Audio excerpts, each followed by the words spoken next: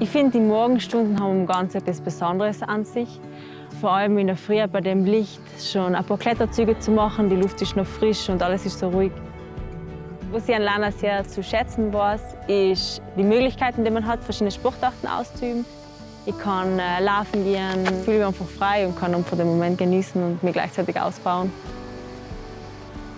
Dadurch, dass man die Berge praktisch vor der Haustür hat, bin ich sicher durch das auch auf die Idee gekommen, viele verschiedene Sportarten in der Natur auszuüben. Eine meiner Lieblingsaktivitäten ist das Paragliden. Man packt seinen Gleitschirm aus, kann von dort starten und ja, Lana und die Umgebung von oben betrachten. Das ist schon ganz etwas Besonderes. Ich bin die Magdalena Mittersteiner, ich komme aus Lana und ich bin so viel wie möglich draußen in die Berge unterwegs.